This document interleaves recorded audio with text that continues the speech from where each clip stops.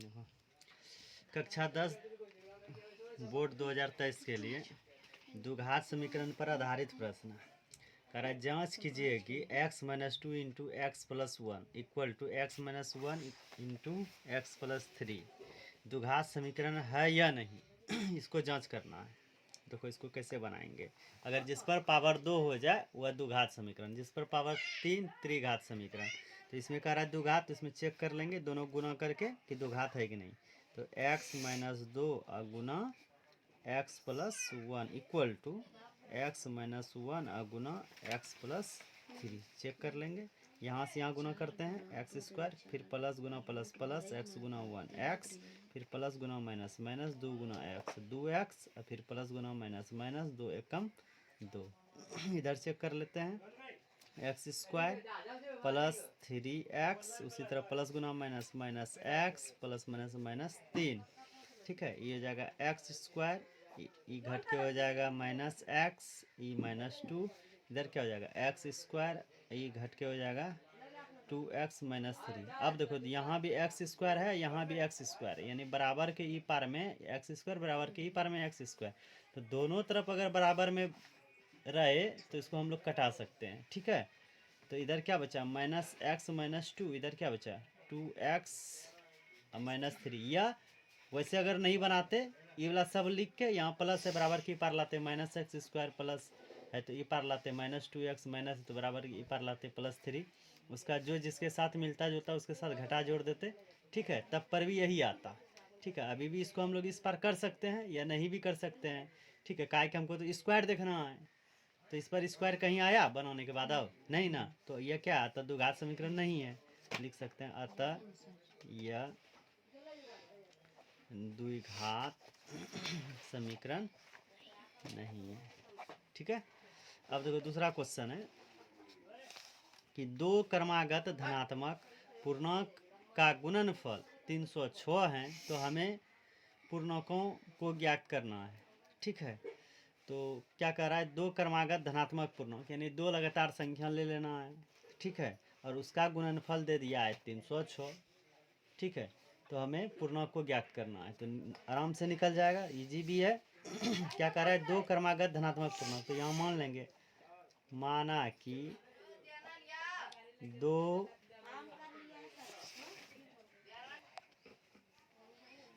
कि दो क्या है क्रमागत, यहाँ लिखेंगे क्रमागत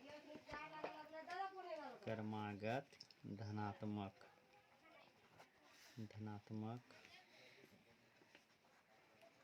पूर्णांक।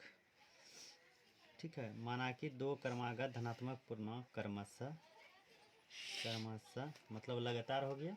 ठीक है, पहला x और दूसरा x प्लस 1 है। मान लिए दो क्रमागत धनात्मक पूर्णांकों का गुणनफल, माना कि दो क्रमागत धनात्मक पूर्णांक क्रमशः x और दूसरा x प्लस 1 है। यहाँ लिखेंगे प्रश्न से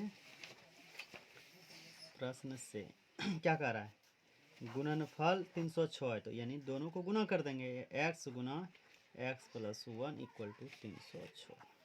ठीक है, एकदम जब भी पूछता है एग्जाम में इजी सब क्वेश्चन पूछता है। ये क्या हो जाएगा x square plus x equal to 306। ये हो जाएगा x square plus x plus से बराबर की पर लेते आएंगे माइनस 306 इक्वल टू 0। अब इसको हम किसी पर बना सकते हैं गुणनखंड द्विघात। ठीक है, जिस पर इच्छा हो हम लोग इसको बना सकते हैं। तो उसके बाद क्या करेंगे चलो द्विघात पे ही बना देते हैं। ए देखो ए बराबर 1, बी बराबर 1 और सी बराबर माइनस 306। तो यहाँ x है तो x वाला निकालेंगे, y है तो y वाला निकालेंगे। x बराबर minus B plus minus under root B square minus 4ac बटे 2a। ठीक है, इस पर बिठाएंगे b का वैल्यू है मेरा 1। ठीक है, तो यहाँ लिखेंगे -1 plus minus under root B का भी वैल्यू 1a है ना। तो 1 का स्क्वायर माइनस 4 गुना a का वैल्यू है 1 और c का वैल्यू है माइनस 306। यहाँ लिख देंगे अब बटे में 2 गुना 1। ठीक है, हो जाएगा -1 प्लस माइनस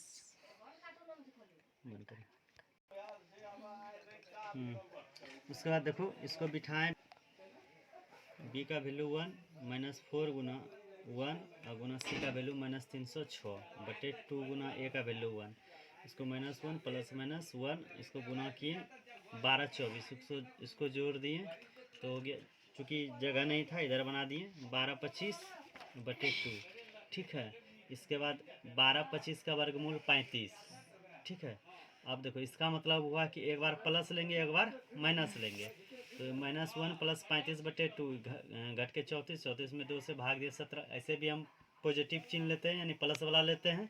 उसके बाद अगला है माइनस, तो एक बार माइनस लेंगे यानी माइनस क्या हो जाएगा 1 और -35 तो -36, 36 बटे 2 -18। तो कहने का मतलब पहला संख्या 17 निकला लेकिन दूसरा संख्या -18 हो गया। तो माइनस हम लोग लेते नहीं हैं, प्लस लेते हैं। तो ई वाला वैल्यू दूसरे में हम लोग रख देंगे यानी पहला x निकला, दूसरा हम x + 1 माने थे ना। तो यहाँ देखो जगह नहीं होने की वजह से यहाँ लिख दिए दूसरी संख्या बराबर 17 + 1 बराबर 18, यानी माइनस वाला प्लस में कन्वर्ट हो गया। यानी 17 और 18 को अगर हम लोग गुना करेंगे तो 306 हो जाएगा। ठीक है, अब देखो नेक्स्ट क्वेश्चन कह रहा है गुणनखंड विधि द्वारा 2x² - 5x + 3 = 0 के मूल ज्ञात कीजिए। यानी इस क्वेश्चन को हम लोग गुणनखंड पे भी बना सकते हैं। चलो वहाँ नहीं बनाए तो यहाँ बता देते हैं इसको कैसे बनाएंगे। गुणनखंड पे देखो 2x² - 5x + 3 = 0। ठीक है, तो क्या करेंगे पहला वाला 2 और लास्ट वाला 3, ये दोनों को हम लोग गुना करते हैं। कितना हो गया 6। और 6 का हम लोग एलसीएम निकालेंगे। क्या करेंगे 6 का एलसीएम निकालेंगे। यहाँ जो है कि हम लोग 6 का इधर निकाल लेते हैं एलसीएम, 2 तिया 6। अब तो नहीं टूटेगा। ठीक, चलो अब देखो यही अगर ऑब्जेक्टिव में आ जाएगा तो इसको बनाना नहीं है। क्या करेंगे 3 दूना 6 करके, ठीक है, इसको 6 को 2 भागों में तोड़ेंगे यानी एक सम और दूसरा विषम, या दोनों सम सम या दोनों विषम विषम। ठीक है, जैसे 6 को कैसे तोड़ेंगे 3 दूना 6, यहाँ कितना है 5 ना, और 3 और 2 को जोड़ेंगे कितना हो जाएगा 5।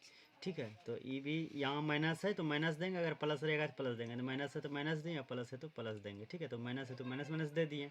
तो आंसर सीधा लिखेंगे 3 और 2 प्लस में, माइनस है तो बराबर के ऊपर जाएगा प्लस होगा तो 3 और 2। तो ऑब्जेक्टिव के लिए ऐसे बनाएंगे। ऑब्जेक्टिव में कहीं कुछ नहीं करना है, खाली यहाँ से यहाँ गुना करने के बाद जो टर्म आएगा उसका गुणनखंड करके लिख देंगे, आंसर लिखेंगे। और अगर 2 नंबरों में पूछा है तो क्या करेंगे यहाँ से यहाँ गुना करके इसको बनाएंगे। तो क्या किए 6 किए, 3 दूना 6, 3 और 2 को जोड़ेंगे तो 5 हो गया। तो वही चीज़ यहाँ हम लोग लिख देंगे, है ना। होगा 2x² माइनस है तो माइनस, प्लस रहेगा तो प्लस, यही बताए हैं 3x - 2x + 3 = 0। अब देखो यहाँ 2 है यहाँ 3 है, कॉमन नहीं आएगा, आएगा इसलिए सिर्फ x दोनों में है तो x कॉमन ले लेंगे। क्या बचेगा 2x और इधर बचा 3। ये दोनों में भी कॉमन नहीं आएगा तो एक कॉमन ले सकते हैं, काहे कि x नहीं है तो एक ले सकते हैं। तो क्या बचा 2x - 3, काहे कि माइनस खींचे हैं कॉमन, तो ये प्लस हो जाएगा, ये प्लस है तो माइनस हो जाएगा = 0। क्या हो जाएगा 2x - 3 इंटू, यानी ये दोनों बराबर हमेशा होगा, अगर नहीं हो रहा है तो इसका मतलब गलत बना रहे हैं। ठीक है, तो ये दोनों मिल गया तो ले लिया, बचा बाहर में क्या क्या x और -1 बराबर 0। अब देखो इसको डायरेक्ट भी हम लोग आंसर लिख सकते हैं, पहले भी बताएं कि इसको तोड़ के हम लोग कैसे बनाते, तो डायरेक्ट हम लोग x बराबर लिखेंगे। ठीक है, ये क्या है माइनस है, बराबर के ऊपर जाएगा प्लस, और यहाँ इंटू है, ये हो जाएगा इधर भाग। ठीक है, उसी तरह यहाँ x है, x का वैल्यू माइनस है, बराबर के ऊपर जाएगा प्लस। यही 2 आंसर निकला गुणनखंड विधि से। है द्विघात समीकरण 2x² + x - 6 = 0 के मूल ज्ञात कीजिए। इसमें ये नहीं कह रहा है गुणनखंड बनाना है, क्या बनाना है, तुमको जो बनाना है, गुणनखंड बनाना है, द्विघात पे बनाना है, बना देंगे। ठीक है, चलो द्विघात पे ही बनाते हैं। तो हम लोग द्विघात समीकरण का क्या जानते हैं, द्विघात समीकरण क्या होता है ax² + bx + c = 0। तुलना करेंगे तो a का वैल्यू किसके बराबर है, a का वैल्यू 2 के बराबर, b का वैल्यू किसके बराबर 1 के बराबर, b का वैल्यू 1 के बराबर, c किसके बराबर -6 के बराबर। ठीक है, तो हम लोग क्या जानते हैं d बराबर b² - 4ac, है ना। ये b का वैल्यू है 1 का स्क्वायर -4 गुना a का वैल्यू 2 और c का वैल्यू -6, 1 माइनस माइनस प्लस, 6 दूना 12 बरचौक 48। ठीक है, ये हो जाएगा जो जुट के 49, है ना। तो अब x का मान निकालना है, ठीक है। तो x बराबर इसका 2 मूल निकालना है। मूल का मतलब होता है 2 मूल, एक अल्फा दूसरा बीटा का, कि 2 पावर है तो 2 मूल, 3 पावर है तो 3 मूल अल्फा बीटा गामा। ठीक है। तो x बराबर क्या formula, minus B plus minus under root D by 2a। एक अगर डायरेक्टे बनाते हैं तो minus B plus minus under root B square minus 4ac बटे 2a, यानी वही हुआ, डी का ही वैल्यू हुआ। यहाँ डी निकाल लिया, वहाँ डायरेक्टेड डी निकल जाता है। ठीक है। इसको बनाएंगे। बी का वैल्यू है 1 तो 1 बिठा दिए, प्लस माइनस डी का वैल्यू है 49 तो बिठा दिए, 2 गुना ए का वैल्यू है 2 बिठा दिए। ठीक है। ये क्या हो जाएगा, -1 प्लस माइनस 49 का वर्गमूल 7 और बटे 4। इसको क्या कहते हैं, 2 बार इसको लिखेंगे, एक बार प्लस एक बार माइनस है, जगह नहीं है तो यानी अल्फा बराबर लेंगे, एक बार प्लस लेंगे यानी -1 और प्लस 7 अब बटे में क्या है 4 है। तो ये क्या हो गया, 7 में से 1 घट गया, 6 बटे 4। इसको कटा सकते हैं, 3 दूना 6 2 दूना 4 यानी 3/2, यानी अल्फा का वैल्यू निकल गया। उसी तरह बीटा लेंगे, बीटा बराबर क्या लेंगे, दोनों माइनस माइनस बुला लेंगे, तो यहाँ -1 और -7 अब बटे में 4। तो बीटा बराबर क्या हो जाएगा, 7 और 1 8 -8 बटे 4, 4 दूना 8 यानी बीटा का वैल्यू -2। यही अगर गुणनखंड से निकालते तो यही आंसर निकलता, 3/2 और -2। ठीक है। चलो अगला क्वेश्चन देखो, द्विघात समीकरण √2x² प्लस 7x प्लस 5√2 = 0 के मूल ज्ञात कीजिए। यहाँ भी हम लोग जो विधि से बनाना है बना सकते हैं। किस विधि से, गुणनखंड बना दें कि द्विघात बना दें? द्विघात बनाएगा तो बना लो, क्या दिक्कत है, द्विघात भी बना सकते हैं। तो x बराबर डायरेक्ट लिख देते हैं, है कि नहीं, -b plus minus under root b square minus 4ac अब बटे 2a, है ना। इसको बिठाएंगे, ये हो जाएगा -b, b का वैल्यू 7 है तो -7 प्लस माइनस अंडर रूट यानी 7 का स्क्वायर माइनस 4 गुना a का वैल्यू √2 और b का वैल्यू 5√2 अब बटे 2 गुना a का वैल्यू √2। ठीक है। क्या हो जाएगा, -7 प्लस माइनस अंडर रूट, ये क्या हो जाएगा, 7 49। ठीक है। और प्लस, अब देखो यहाँ कैसे गुना करेंगे, बारी बारी गुना होता है, यहाँ 5 है, यहाँ 1 है और यहाँ 4 है, तो 5 एकम 5 और 5 चौक 20, तो सॉरी यहाँ माइनस ना है 20 अब गुना, अब रूट रूट में गुना करेंगे, √2 गुना √2 तो सिर्फ 2, काहे कि 2 मिल के बाहर होता है, अब बटे में 2√2, ये क्या हो जाएगा, -7 प्लस माइनस देखो 20 दूना 40 यानी 49 और -40 अब बटे 2√2। ठीक है। अब देखो -7 प्लस माइनस 49 में से 40 घट गया तो 9 बचेगा, अब बटे में 2√2 बराबर जाएगा -7 प्लस माइनस इसका वर्गमूल 3 अब बटे में 2√2। अब फिर उसी तरह लिखेंगे 2 मूल, यानी एक बार प्लस एक बार माइनस, तो प्लस वाला अल्फा ले लेंगे, यानी अल्फा बराबर क्या हो जाएगा, -7 प्लस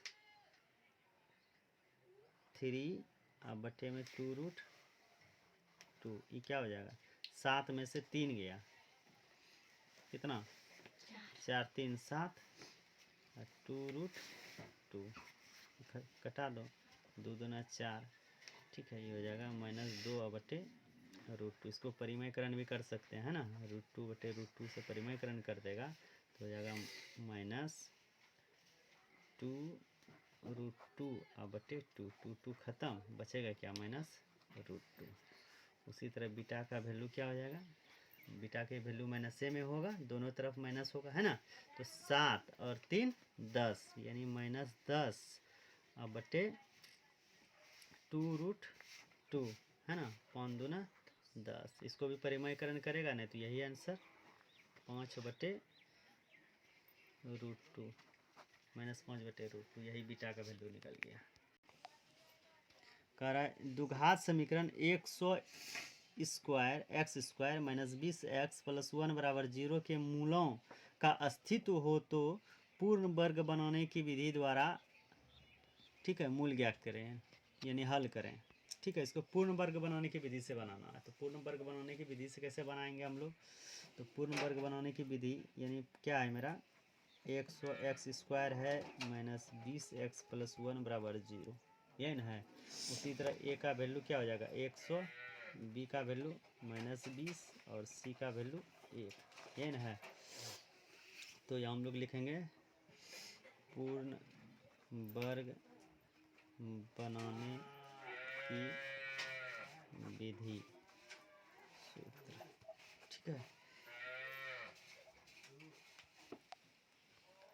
देखो पूर्ण वर्ग बनाने की कोई दिक्कत, पूर्ण वर्ग बनाने की विधि का जो सूत्र होता है x + b/2 a का whole square equal to b² - 4ac/4a²। यानी अगर इस सूत्र को हम लोग याद कर लेंगे तो हम लोग पूर्ण वर्ग बनाने की विधि से हल कर सकते हैं। तो देखो कैसे बनाएंगे, x का x प्लस b का वैल्यू कितना है, b का वैल्यू -20 है तो यहाँ -20 लिख देंगे बटे 2 गुना a का वैल्यू कितना है 100, ठीक है। बिठा दिए, होल स्क्वायर दे दिए। b का वैल्यू कितना है -20 का होल स्क्वायर -4 गुना a का वैल्यू 100 और c का वैल्यू 1 अब बटे 4 गुना a² यानी 100 का स्क्वायर, ठीक है। क्या हो जाएगा x प्लस गुना माइनस माइनस 20 अब बटे में 200 का होल स्क्वायर, ठीक है। इक्वल टू ये क्या हो जाएगा 20 बिसाही 400 माइनस माइनस प्लस हो जाएगा और ये माइनस ये भी हो जाएगा तुम्हारा 400, है ना। अब बटे कितना हो जाएगा 4 गुना में 100 गुना 100 10,000, है ना, है ना होगा। उसके बाद ये कितना हो जाएगा, चलो यहाँ -20 बटे 200 का होल स्क्वायर। अब यहाँ देखो तनी को, यहाँ सरल करके हुआ 400, 20 बिसाई 400, इधर भी गुना हुआ 400 और नीचे हुआ 4 गुना 10,000, ठीक है। तो वही चीज़ यहाँ लिखे 400 में 400 घट गया 0 बटे 40,000 ना। तो क्या हो जाएगा x - 20 बटे 200 का होल स्क्वायर, 0 में भाग देंगे तो भागफल 0, ई पार में वर्ग है ऊपर जाएगा वर्गमूल, है ना। तो प्लस माइनस 0,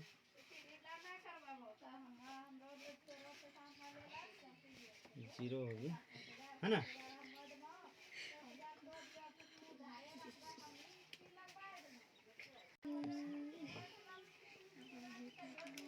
ठीक है। तो क्या किए भाग दिए 0 हो गया, ई पार में किए 0 का वर्गमूल 0 प्लस माइनस साथ में लेके जाएगा, ई पार में माइनस है बराबर के ऊपर जाएगा प्लस हो जाएगा, यानी x बराबर हो जाएगा 0 प्लस माइनस प्लस ये हो जाएगा 20 बटे में 200, है ना। अभी क्या लेंगे इसका दो मूल, पहला अल्फा यानी x का, x वाला है तो यहाँ मूल नहीं है ना बोल रहा है, तो x है तो x का वैल्यू क्या हो जाएगा 0 प्लस 20 बटे क्या हो जाएगा 200। अगर कहने का मतलब है कि एलसीएम लेंगे तो 0 में गुना करेंगे तो 0 ही हो जाएगा, इसलिए डायरेक्ट लिख दिए, कोई दिक्कत है। तो 20 में से 0 जोड़ेंगे तो 20 अब बटे में क्या हो गया 200, 0 0 खत्म, 2 एकम 2 और 10 दूना 20, x बराबर 1/10 हो गया आंसर, है ना। उसी तरह दूसरा क्या हो जाएगा वही चीज़ होगा 0 प्लस 20 या घटाएंगे, घटाना है ना माइनस, अब बटे में 200 बराबर -20 अब बटे में 200, 0 0 खत्म, 2 एकम 2 और 10 दूना 20, ठीक है। तो x बराबर -1 बटे 10, ठीक है। आंसर यही है क्या, आंसर यही है क्या, देखो तो एक बार चेक कर लो।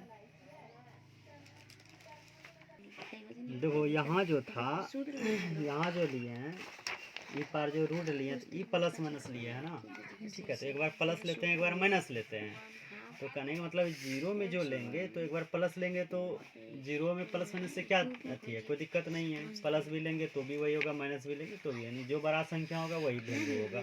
तो इसलिए हम सोचे कि यहाँ जो प्लस माइनस इधर लेना था, तो इधर प्लस माइनस है नहीं, तो 0 में प्लस माइनस मेरा है, तो इधर का हम लोग चेक करेंगे तो यहाँ माइनस नहीं होके यहाँ भी प्लस ही होगा, यानी दोनों का वैल्यू सेम सेम होगा 1/10 1/10, ठीक। देखो एक समकोण त्रिभुज की ऊंचाई इसके आधार से 7 सेमी कम है। यदि कर्ण 13 सेमी है तो अन्य दो भुजाएं ज्ञात करें। ठीक है, तो सबसे पहले एक समकोण त्रिभुज बना लेंगे, है ना। अरे यार, तो ए बी सी तो 90 डिग्री होता है ना। इसको बंद करो। तो बना लिए। देखो, एक समकोण त्रिभुज की ऊंचाई इसके आधार से 7 सेमी कम है। यदि कर्ण 13 सेमी है तो अन्य दो भुजाएं क्या की, यानी कर्ण दे दिया है 13 सेमी। ठीक है, तो इसका मतलब हमको सबसे पहले छोटी भुजा मान लेंगे। छोटी भुजा मान लो आधार, इसको मान लेंगे। ठीक है, माना कि समकोण का आधार x सेमी है। ठीक है, समकोण का आधार x सेमी है तथा, तब लंब क्या हो जाएगा, तथा लंब क्या हो जाएगा, क्या कह रहा है, एक समकोण त्रिभुज की ऊंचाई। ठीक है, यानी ऊंचाई मतलब लंब इसके आधार से 7 सेमी कम है। यानी ये जो आधार हुआ x, इससे ये 7 सेमी कम है, यानी x माइनस 7, यानी हम लोग यहाँ लिख सकते हैं x माइनस 7 सेमी कम है।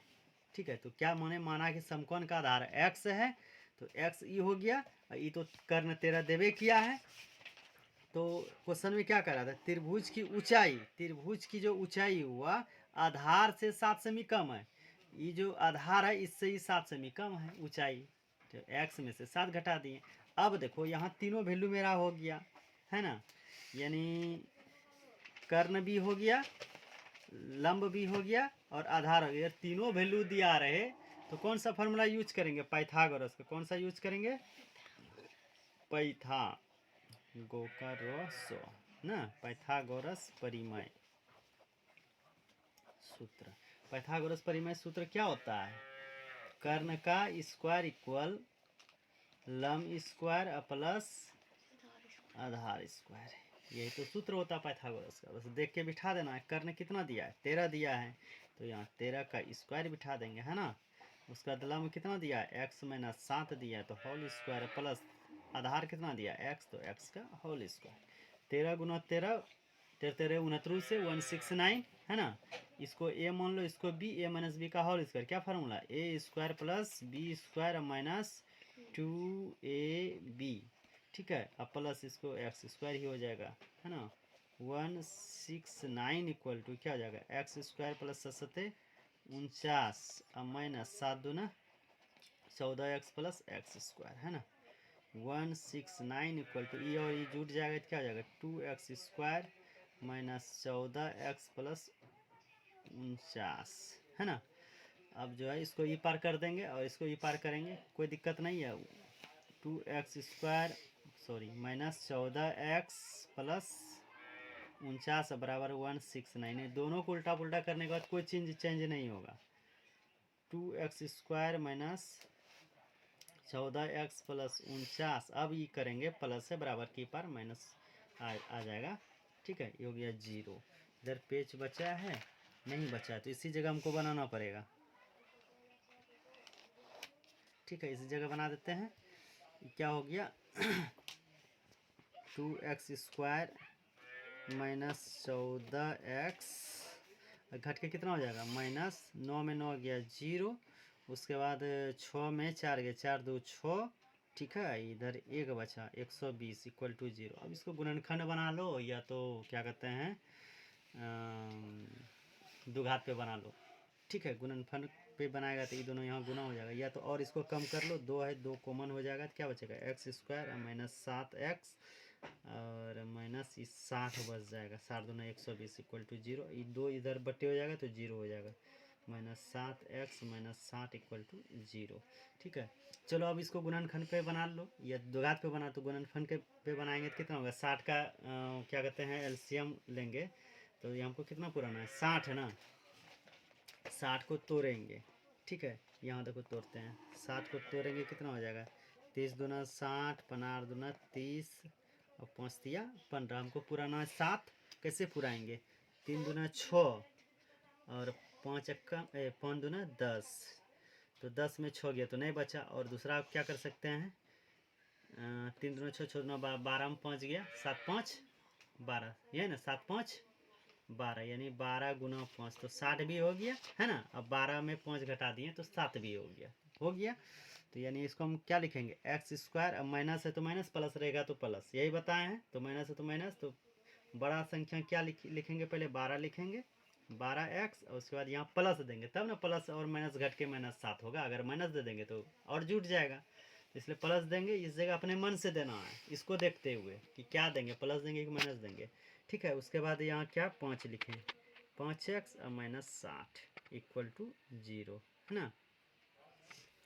अब देखो 12 में से 5 गया 7, अब 12 पंचे 60, पूर्व भी गया। अब कॉमन लेंगे, x कॉमन हो जाएगा, x माइनस 12, और यहाँ 5 कॉमन हो जाएगा तो x माइनस 12 इक्वल टू 0, है ना। x minus 12 into X minus 5 equal to 2। तो इसका दो आंसर, x बराबर 12 और x बराबर 5। बताएं कैसे होता है, इसको बटे करेंगे, ठीक है, 0 हो जाएगा, माइनस से बराबर के ऊपर करेंगे प्लस हो जाएगा, फिर इसको स्थिर रखेंगे, इसको बटे करेंगे, है ना, फिर उसको ऊपर कर देंगे प्लस 5, एक्स का वैल्यू 5, डायरेक्ट हम लिख दिए। ठीक है, तो कह रहा है एक रेलगाड़ी एक समान चाल से 360 किलोमीटर के दूरी तय करती है। यदि वह चाल में 5 किलोमीटर पर घंटा अधिक हो तो उसी यात्रा में 1 घंटा कम समय लेती है। तो रेलगाड़ी की चाल ज्ञात करें। ठीक है, तो हम लोग यहाँ लिखेंगे माना कि रेल गाड़ी की चाल x किलोमीटर पर घंटा है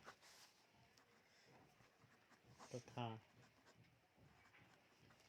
रेलगाड़ी की समान चाल में वृद्धि कर देने पर चाल, तो वृद्धि कितना कर रहा है, 360 किलोमीटर दूरी तय करने में यदि वह चाल में 5 किलोमीटर अधिक कर देता है, तो ये जो चाल x माने हैं इसमें 5 किलोमीटर का रफ्तार बढ़ा देता है ना। तो यहाँ 5 हो जाएगा, x प्लस 5 वृद्धि कर दे रहा है। ठीक है, किलोमीटर पर घंटा। ठीक है, इसको डायरेक्ट प्रश्न से लिख के डायरेक्ट बना देते हैं। ठीक है, तो यानी चाल बराबर फार्मूला दूरी बटे समय, चाल बराबर फार्मूला दूरी बटे समय, ये नहीं होता है। देखो उसके बाद इसमें क्या लिख सकते हैं कि रेलगाड़ी की चाल 360 किलोमीटर दूरी तय करने में लिया गया समय। ठीक है, समय बराबर फार्मूला चाल गुना समय बराबर फार्मूला चाल गुना दूरी, या दूरी गुना चाल। ठीक है, अगर गुना करेंगे तो फिर जो है कि अगर कोनाती गुना करेंगे, ठीक है, तो x गुना 1, देखो जैसे यहाँ हुआ समय के चाल बराबर फार्मूला दूरी बटे समय, दूरी 360 और समय 1 घंटा, क्रॉस मल्टीप्लिकेशन करेंगे तो x बराबर क्या हो जाएगा, x गुना 1 x, और 1 गुना 360 यहाँ गुना 1 है ना। ठीक है, तो समय हो गया 1। अब इसको फ्री करेंगे, एक अब बटे में कितना हो जाएगा, 1 बराबर 360 अब बटे में x हो जाएगा। तो इसी तरह डायरेक्ट हम लिख देते हैं समय बराबर।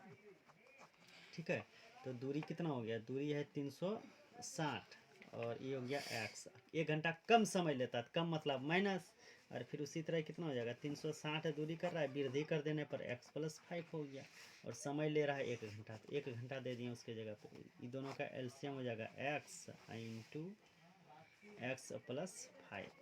ये देखो x खत्म, या कि इसमें गुना, यानी 360 x प्लस 5 माइनस ई खत्म, x बचा, x आके 360 में गुना 360 x, इसको सरल करेगा 1 बराबर कितना हो जाएगा, 360 x प्लस कितना हो जाएगा, 360 गुना 5 1800 हो जाएगा ना, 5 दिया 15, कितना हो जाएगा जी, 1800, तो 1800 ही लिख दो।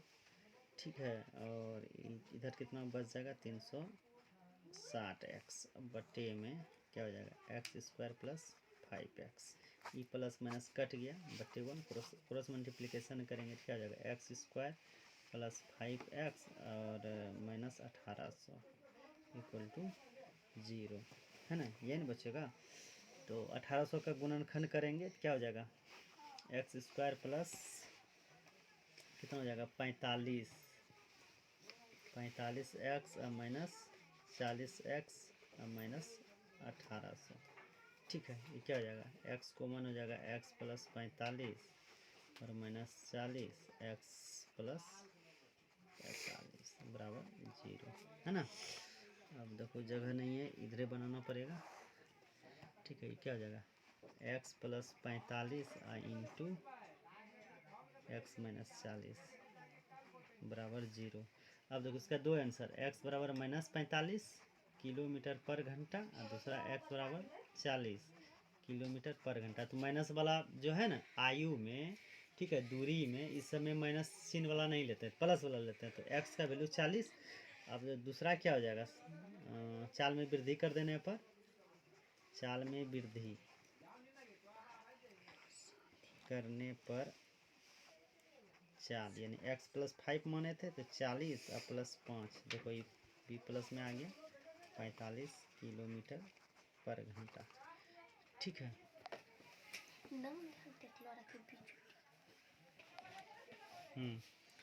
चलो कह रहा है द्विघात समीकरण 2x² minus 4x plus 3 equal to 0 का विवेचक या विभक्तर ज्ञात करें। दोनों में कोई फर्क नहीं, विवेचक भी पूछ रहा है तो वही हुआ, विभक्तर भी पूछ रहा है तो वही हुआ। किस कह रहा है ज्ञात करें और फिर यह किस प्रकार का मूल है।